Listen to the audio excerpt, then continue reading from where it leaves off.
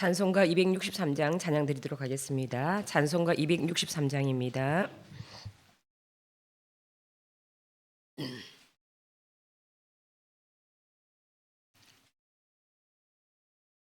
이 세상 험하고 나 비록 약하나 늘 기도 힘쓰면 큰 권능 얻겠네.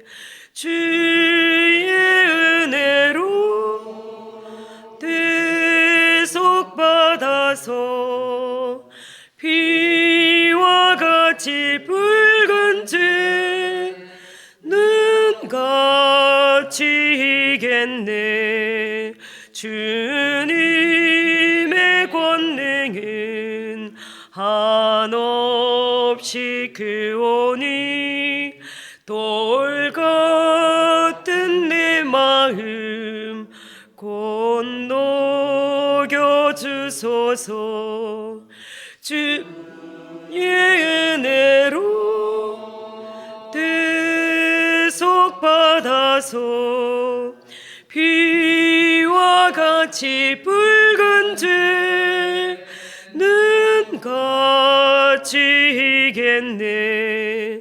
내 마음이 약하여 늘 넘어지오니 주 예수 힘주사 굳세게 하소서. 주의 은혜로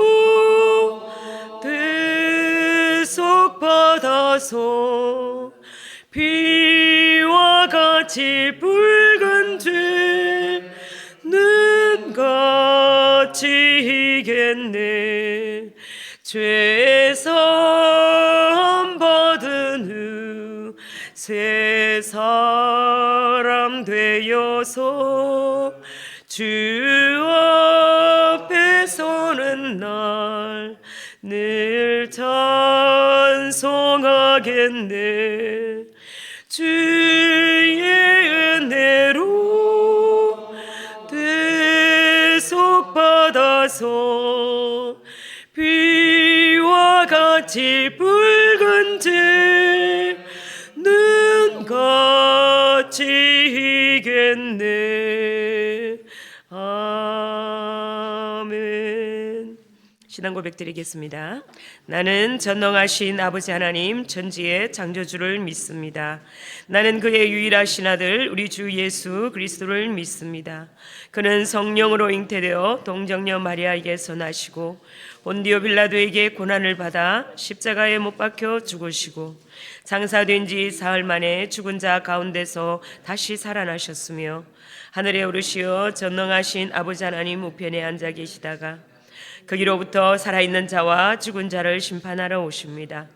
나는 성령을 믿으며 거룩한 공교회와 성도의 교제와 죄를 용서받는 것과 몸의 부활과 영생을 믿습니다. 아멘.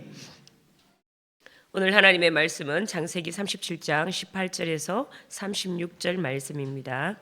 창세기 37장 18절에서 36절 말씀입니다. 한 절씩 교독하도록 하겠습니다.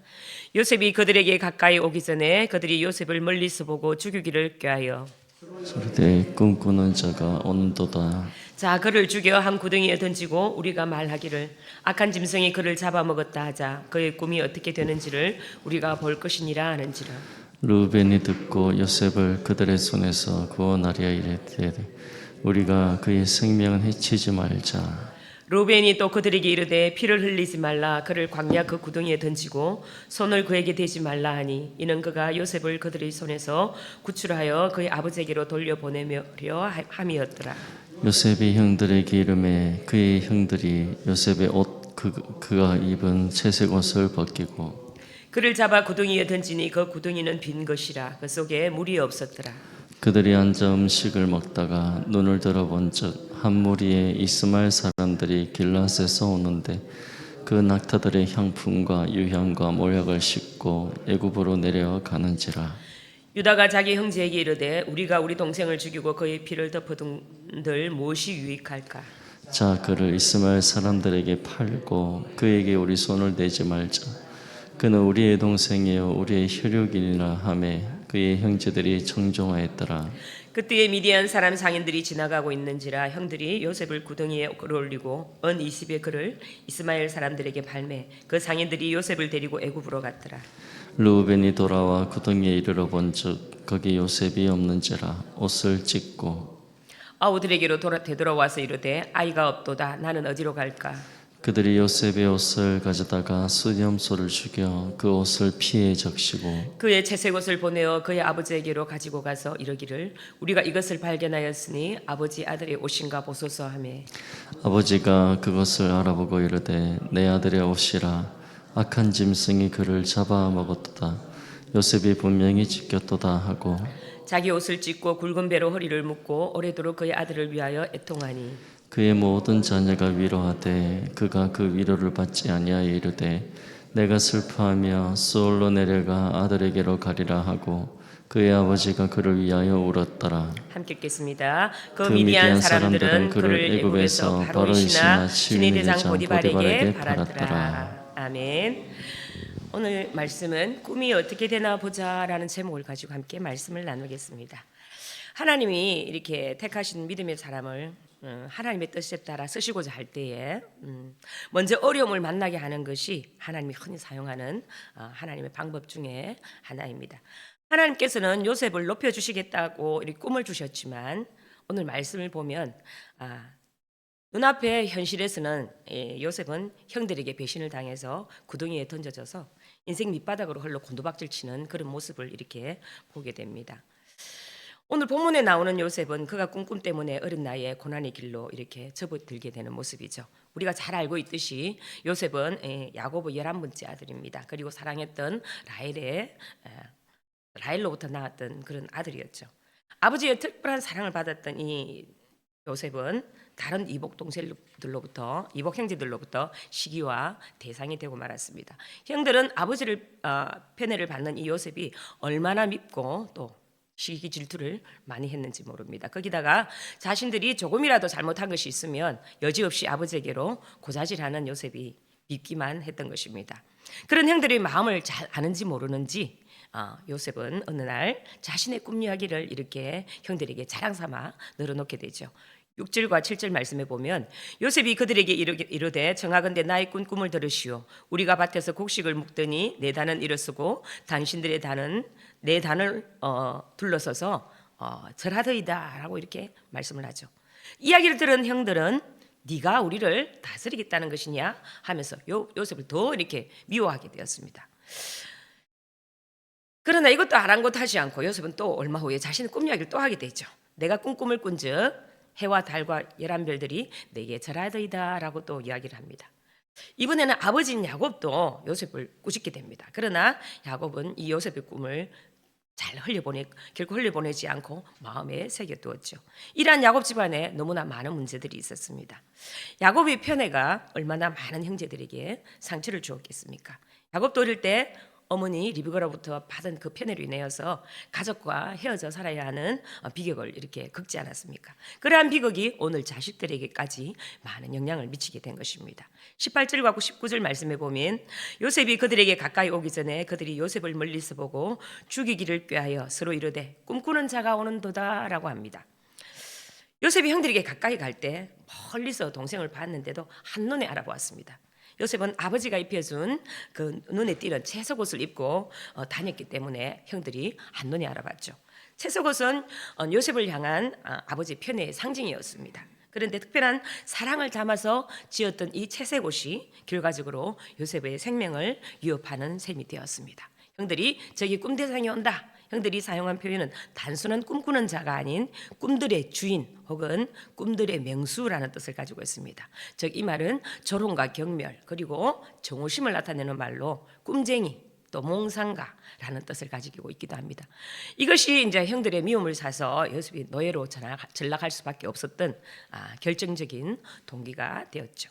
20절 말씀에 보면 자 그를 죽여 한 구덩이에 던지고 우리가 말하기를 악한 짐승이 그를 잡아먹었다 하자. 그의 꿈이 어떻게 되는지를 우리가 볼 것이니라 하는지라. 이 뿌리 깊은 야곱의 집안의 거짓과 간사성이 또한 이렇게 나타나는 그런 대목입니다. 이처럼 야곱은 소금에 대한 대가를 외삼촌 라반과 또 자식들에게서 되돌려 받게 되는 것입니다. 이 요셉을 정하는 형들은 그가 들판에서 걸어오는 이 요셉을 보자 죽이고 싶은 마음에 죽일 음모를 꾸미게 됩니다. 그들은 요셉을 살해한 뒤 들짐승에게 잡아먹힌 것으로 위장하기로 합니다. 요셉의 형들은 자신들이 요셉을 죽이고 그 꿈이 어떻게 되는지를 볼 것이라고 이렇게 말씀하죠. 이러한 요셉의 형들의 말은 꿈의 결과에 대해서 궁금해하는 것이 아니라 요셉을 죽임으로써 그 꿈이 실현되지 못하게 하겠다는 그런 생각을 담고 있는 것입니다. 즉 그들은 자신의 힘으로 요셉을 통한 하나님의 계획을 이렇게 좌절시키려고 한 것입니다. 21절과 22절 말씀을 보면 요셉의 형들이 직접 요셉을 죽이려고 할 때에 맏형 르우벤이 형제들을 말리죠. 자신들의 손으로 피를 흘리지 말고 구덩이에 던져서 스스로 죽게 하자라는 제안을 이 르우벤이 하게 됩니다. 자, 이것은 르우벤이 요셉의 생명을 구하기 위한 일종의 방법이었습니다. 그런데 여기서 한 가지 의문을 발견할 수가 있죠. 르우벤은 형제 중에서 맏아지입니다. 장자였습니다. 당시 고대 근동의 이 관습으로 장자는 아버지가 없을 때 아버지를 대신하여서 가족의 생사를 결정할 수 있는 권위를 이렇게 가지고 있었습니다. 따라서 르우벤이 요셉을 살릴 의도도 가질 수도 있었다는 이야기죠. 처음부터 장자의 권위로 요셉을 죽이려는 다른 형제들의 계획을 막을 수도 있었다는 것입니다. 그러나 르우벤은 그렇게 하지 못하였습니다. 왜 그랬을까요? 그것은 그가 전에 지은 죄가 있기 때문이죠. 이 일이 있기 전에 르우벤은 아버지 야곱의 첩 비라와 이렇게 간통하는 죄를 범하였습니다. 이로 인해서 르우벤은 장자로서의 권위를 상실하게 되었고 동생들의 이런 눈치를 살피게 되었던 것입니다.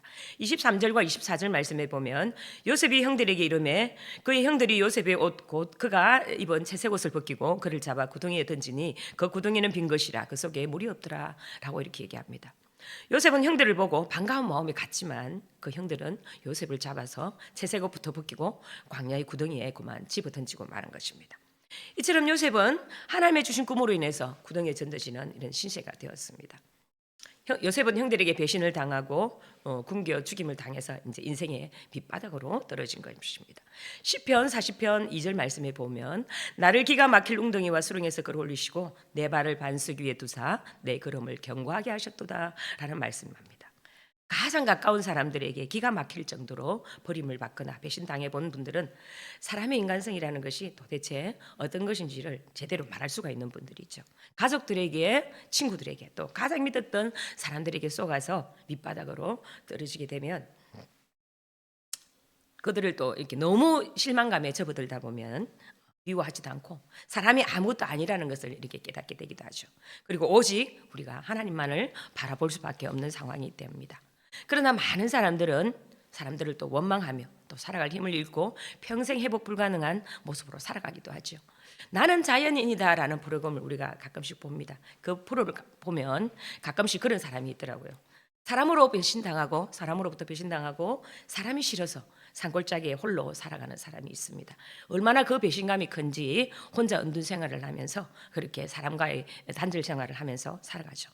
그러나 믿음의 사람들은 그러한 상황에서도 우리에게 어떠한 상황이 닥칠지라도 그렇게 살면 절대 안 되겠죠. 그런 일로 인해서 나 자신을 돌아보면서 사람을 의지하기보다 하나님을 더욱 의지하며 그 역경을 헤쳐나가야 하는 것이 믿음의 사람입니다. 하나님께서는 그 요셉을 그 구덩이에 내버려 두신 것이 아니라 그 구덩이에서 건져 올리시고 일으켜 세워주신 것처럼 하나님께서는 우리가 만나는 인생의 구덩이에서 건져 올려주시고 또 살아갈 길을 열어주시는 분이 바로 우리 하나님이십니다. 우리로 하여금 사람의 힘이 아니라 하나님의 능력을 힘입어서 일어서게 됨을 깨닫게 하시며 또 더욱 하나님만을 바라보게 하시는 것입니다. 이 요셉을 빠져나올 수 없는 구덩이에 던져놓고 형들은 편히 앉아서 음식을 먹는 모습이 나옵니다. 형들이 이러한 모습은 그들이 요셉에게 한 행동에 대해서 전혀 죄책감을 느끼지 않았음을 보였습니다. 겉으로 평온해 보이는 형들의 식사 자리는 인간이 얼마나 악한 죄인인지를 상징적으로 보여주는 한 대목이기도 합니다. 26절과 27절 말씀을 보면 유다가 자기 형제에게 이르되 우리가 우리 동생을 죽이고 그의 피로 덮어둔들 무엇이 유익할까? 자, 그를 이스마엘 사람들에게 팔고 그에게 우리 손을 대지 말자. 그는 우리의 동생이요 우리의 혈육이 아니라 하며 그의 형제들이 청종하였더라 합니다. 르우벤이 잠깐 자리를 비운 사이에 이렇게 다시 유다 형이 이렇게 작전을 짜죠. 형들은 멀리서 이스마엘 사람들이 오는 것을 보았습니다. 그들은 낙타의 향품과 유황과 모략 같은 신기한 이 향품들을 싣고 약재들을 싣고 애굽으로 가는 무역상들이었습니다. 이들은 미디안 상인이라고도 불리기도 하는데요. 이스마엘 사람과 미디안 사람이 같은 종족으로 아니지만 엄밀히 군부되는 종족이지만 당시 두 명칭은 애굽으로 무역을 위해서 오가는 아라비아 상인들을 이렇게 포괄적으로 지칭하면서 교대로 이렇게 사용할 수 있었던 것으로 이렇게 보입니다. 실제로 이스마엘 후손은 아라비아와 시내 반도 일대에서 이렇게 흩어져 살고 있었습니다. 따라서 미디안 무역상은 이스마엘 사람이라 불려도 이렇게 동등하게 이렇게 불렀던 것 같습니다. 요셉을 노예로 팔자고 제안한 사람은 네 번째 유다였죠. 유다는 지나가는 이스마엘 상인을 보고 요셉을 노예로 파는 것이 더 낫다라고 이렇게 생각을 한 것입니다. 이대로 구덩이에서 굶겨 죽이면 어찌든지 자기들이 요셉을 죽이는 꼴이 되고 차라리 대신에 노예로 팔아넘기면 돈도 생기고 굶겨 죽였다는 죄책감도 없고 손에 피도 안 묻히는 것이 된다는 것으로 이렇게 유다는 보았던 것이죠. 그래서 28절을 보면은 그때 미디안 사람 상인들이 지나가고 있는지라 형들이 요셉을 구덩이에서 끌어올리고 은 20에 그를 이스마엘 사람들에게 팔매 그 상인들이 요셉을 데리고 애굽으로 갔더라라고 표현을 합니다. 결국 형제들은 유다의 제안을 따르기로 하고 요셉을 은 20에 이 상인들에게 팔아버리고 맙니다. 함무라비 법정 같은 곳에 고대 군동의 자료에 보면은 은 20은 당시 남자 노예의 평균 가격이었다고 합니다. 아버지 야곱의 청유를 받던 요셉이 졸지에 상인들의 노예가 되어서 새로운 운명을 맞이하는 순간입니다. 요셉의 형들이 자기들의 손으로 요셉의 구덩이에서 끌어올렸고 요셉은 노예 상인들의 손에 붙잡혀서 애굽으로 끌려가게 됩니다. 하지만 형들의 손과 노예 상인들의 손은 사실 하나님의 손을 대신하는 손이었죠. 하나님께서는 요셉을 구덩이에서 끌어올려서 아버지 야곱의 집으로 돌려보내는 것이 아니라 애굽으로 보내시려는 큰 뜻이 있었기 때문입니다. 맏형인 르우벤의 계획은 다른 동생들 몰래 요셉을 구덩이에 빼내서 아버지 집으로 돌려보내는 것이었지만 하나님의 계획은 유다를 통해서 요셉을 구덩이에 건져 올려서 애굽으로 보내는 것이었습니다. 자, 이 여두 훈장의 배후에는 하나님의 신비로운 섭리가 작동하고 있었다는 것입니다. 형제들은 요셉의 꿈을 짓밟으려 했으나 하나님은 오히려 그들이 악행을 선으로 바꾸셔서 요셉을 애굽으로 보내셨습니다. 형들의 손에 노예로 팔아버린 요셉은 애굽의 시위대장 보디발의 집에 노예가 됩니다. 그러나 요셉은 좌절하거나 불평하지 않고 매사를 하나님 앞에 하듯이 하였던 것입니다. 그 결과 다른 사람들로부터 인정을 받게 되었고 그 집의 총무가 되어서 모든 살림을 도맡아 하는 사람이 되었습니다. 요셉 때문에 그 집의 주인이 복을 받았다는 인정을 받을 정도로 요셉은 매사에 아주 성실하게 살았다는 것입니다. 사역을 하다 보면 많은 다양한 사람을 만나게 됩니다. 극히 어려움을 겪고 있는 삶임에도 불구하고 그 얼굴에서 감사가 끊이지 않고 암투병 가운데서도 늘 하나님께 감사하는 사람들을 봅니다. 가정에 여러 가지 어려움을 겪고 있음에도 불구하고 믿음으로 살려고 발버둥 치고 기도하면서 감사하며 영광을 돌리는 분들도 보았습니다. 이와 반대로 또 여러 가지 어려움을 만나는 사람들 중에서 늘 불평과 얼굴의 수심과 그늘이 가시지 않는 분들도 보았습니다. 여러분들은 어떤 분들이 좋다고 생각하십니까? 어떤 분이 마음에 드십니까? 이러한 상황에서 나는 어떠한 사람으로 살고 싶으십니까? 저는 그런 환경 가운데서도 늘 감사하고 감사를 달고 사는 사람을 보면 참 신기하다고 생각했습니다. 어떻게 저렇게 감사를 달고 살 수 있을까라고 생각을 했죠. 내가 과연 그런 입장에 있다면 과연 그럴 수 있을까 하는 생각도 들었습니다. 요셉의 꿈을 좌절시키려고 죽이려고 또 노예로 팔아버린 형들은 과연 그들의 뜻대로 되었을까요? 아마 이 순간에는 자신들이 보기에 분재덩어리였던 요셉이 눈앞에서 치워졌으니 아마 쏘기 후련했을 것입니다. 인간사 이야기로 친다면 요셉이 나중에 총리가 되어서 형들에게 복수하는 그런 장면도 우리가 영화에서 많이 보지 않습니까? 하지만 하나님은 이 야곱의 가정을 통해서 악한 그들의 행위임에도 불구하고 하나님의 계획을 이루어 가십니다. 꿈이 어떻게 되나 보자 했던 형들은 하나님의 더 위대하신 그 구속의 섭리를 꿈에도 생각하지 못했을 것입니다. 훗날 형님들과 대면해서 모든 것을 밝힌 요셉은 이러한 자신의 신앙을 고백하게 되죠.